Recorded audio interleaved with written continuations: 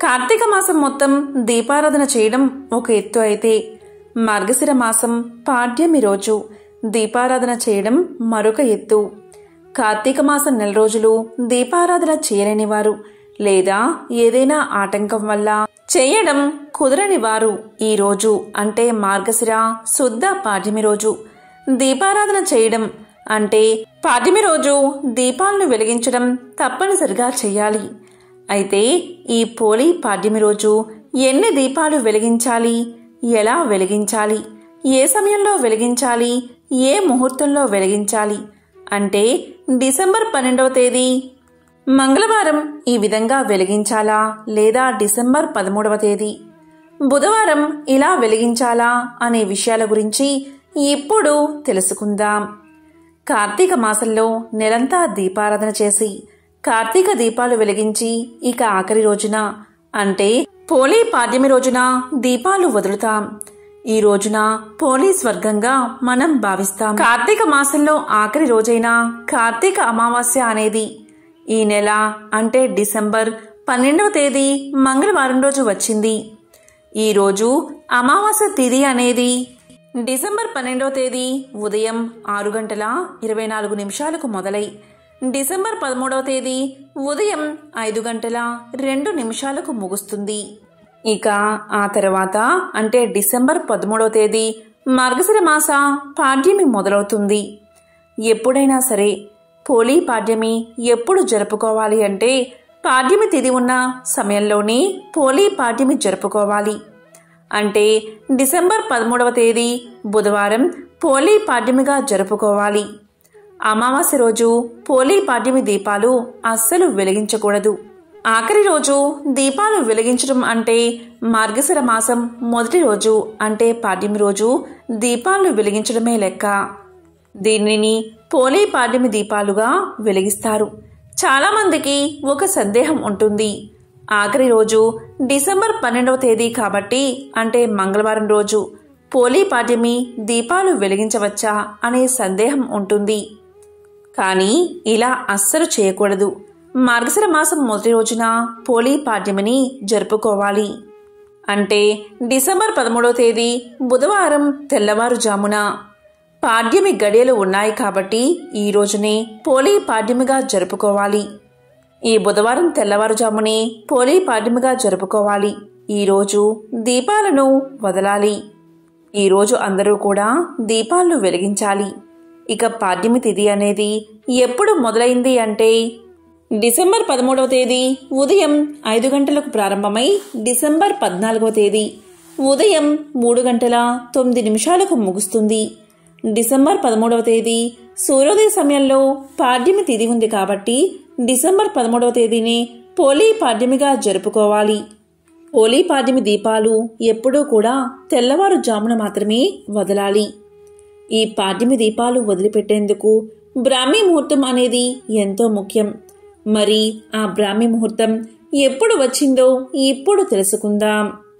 December 13వ తేదీ సూర్యోదయ సమయం వచ్చేసి 6:25 సూర్యోదయ సమయం ఉంది.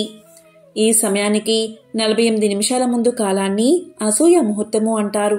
దానికి 48 నిమిషాల ముందు కాలాన్ని బ్రాహ్మీ ముహూర్తం అంటారు.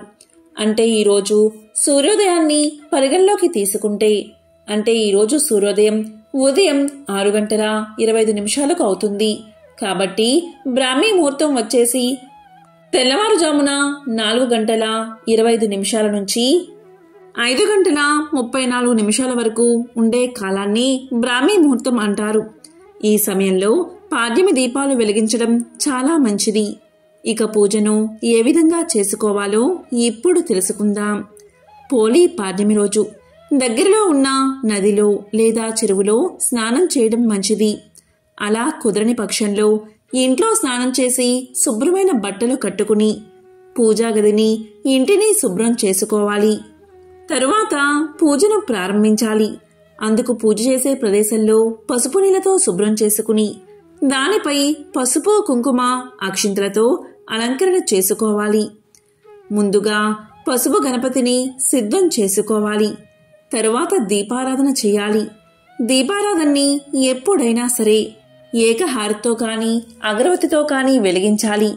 ఇక వినాయకుడిని ఆవాహన చేసి పూజ చేసి ధూపం దీపం చూపించిన తర్వాత బెల్లాన్ని నైవేద్యంగా సమర్పించి దామోదర ప్రతిమను చేసుకుని దాన్ని తమలపాకుపై పెట్టి ఆ తమలపాకును పద్మంపై పెట్టాలి. కార్తీక దామోదరుడికి ఉపచారాలు చేసి పూజించి ధూపం చూపించాలి. తరువాత దీపాన్ని కూడా చూపించాలి.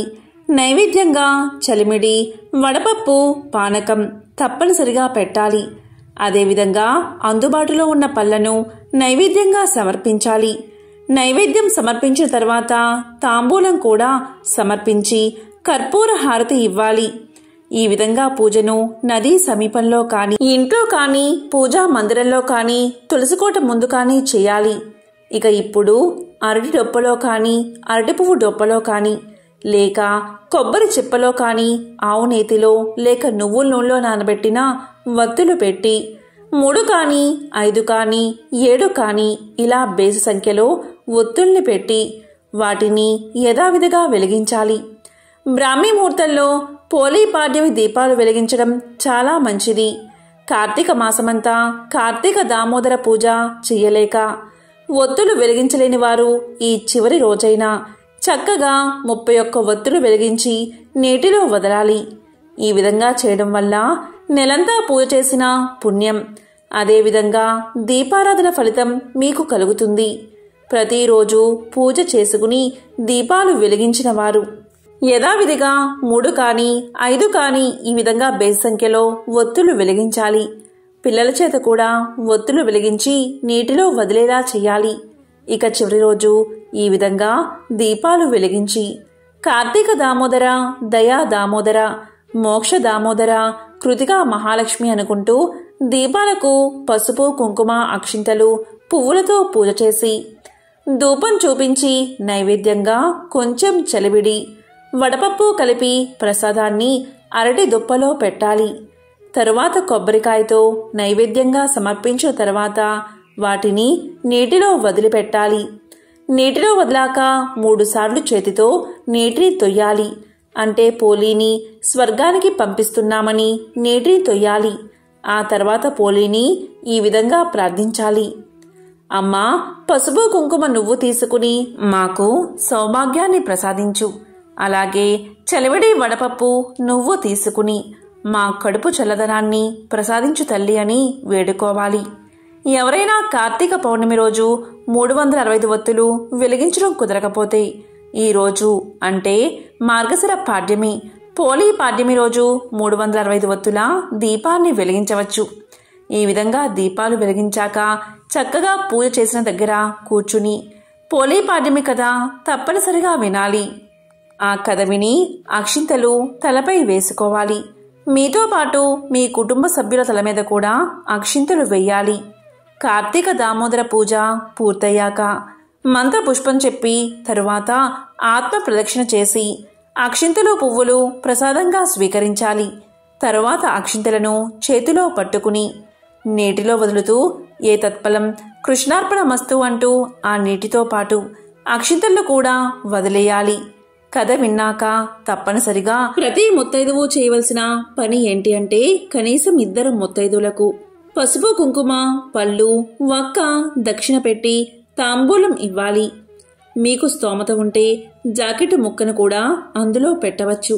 అదేవిధంగా ఒక సద్బ్రాహ్మణుడికి స్వయంపాకం దానమివ్వాలి. కార్తీక దామోదరుడి పేరు చెప్పి స్వయంపాక దానమివ్వాలి. ఈ విధంగా పోలీ పాడ్యమి పూజను బ్రాహ్మీ ముహూర్తంలో ముగించుకుని నీటిలో దీపాలను వదిలి పోలీని స్వర్గానికి పంపాలి. భక్తి శ్రద్ధలతో ఈ పూజ చేస్తే సకల శుభాలు కలుగుతాయి. ఇక విన్నంతనే సకల శుభాలను కలిగించే పోలీ పాడ్యమి కథను ఇప్పుడు తెలుసుకుందాం. పూర్వకాలంలో ఆంధ్రదేశంలో పవిత్ర కృష్ణానదీ తీరంలో బాదరా అనే గ్రామముంది. ఆ గ్రామంలో నివసించే వారందరూ సంపన్నులే. పాడి పంటలు భోగభాగ్యాలతో సుఖసంతోషాలతో ఉండేవారు. ఆ గ్రామంలో పోతడు అనే పేరుగల చాకలి ఉండేవాడు. అతని భార్య మాలి. ఆమె క్రూర స్వభావం కలది.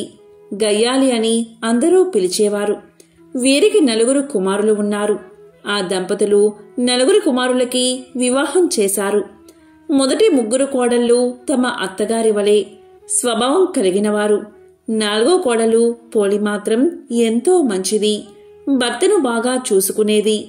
ఇక పోతడు తన చిన్న కోడలైన పోలిని తన భార్య మరియు మిగిలిన కోడళ్ళు దూషించడం, బాధించడం గమనించి ఏమీ చేయలేక ఊరుకున్నాడు.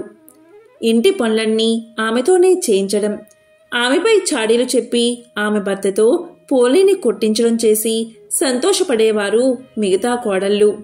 అలాగే అత్తగారు ఈ విధంగా బాధిస్తున్నా కూడా పోలి మాత్రం శాంతంగా ఉండేది, దైవ భక్తితో జీవించేది. ఇలా ఉండగా కార్తీక మాసం వచ్చింది. గ్రామంలోని వారందరూ కార్తీక మాస స్నానాలు చేయడానికి కృష్ణానదికి పోతున్నారు. నదిలో స్నానం చేసి తీరమున దీపాలను వెలిగిస్తూ పూజలు చేస్తున్నారు. ఊర్లో జనమంతా ఇలా వెళ్తుండే పోలి అత్త ఆమె 3 కోడళ్ళు పోలిని ఇంటి వద్ద ఉంచి నదీ స్నానానికి పోయారు. ఇంటి పనిని బాధ్యతను పోలికి అప్పగించారు.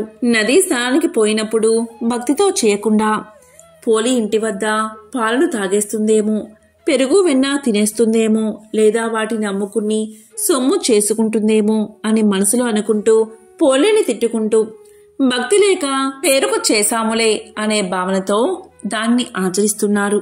ఈ విధంగా కార్తీక మాసం మొత్తం గడిపారు. ఇక చివరిగా ఉద్వాసనకు మార్గశిర శుద్ధ పాడ్యమి రోజు సందర్భంగా కృష్ణానది తీరానికి చేరారు. ఇక పోలి ఆ రోజు ఏమీ చేయలేక ఇంటి బాధ్యతలను ఇంటి పనులను చేస్తూ ఇంటిలో ఉన్న దైవంతో మనసులో ఇలా అనుకుంటుంది: జనార్దన, రక్షక, గోవింద, దీన బాంధవ, దీన బంధు, నేనేమి చేయగలను?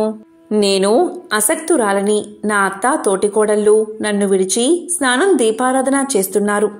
వారిలాగా నాకు కూడా పుణ్యాన్ని సంపాదించాలని, భగవంతుణ్ణి పూజించాలని కోరిక ఉంది. పవిత్ర నదీ స్నానం నేను చెయ్యలేదు. దీపారాధన, దైవారాధన, పురాణ శ్రవణం వినలేదు. నా గతి ఏమవుతుందో అని బాధపడింది. ఇక భగవంతుణ్ణి మనసులోనే ధ్యానించుకుంటూ హోలీ ఇంటిలో కుండలో ఉన్న నీటితో స్నానం చేసింది.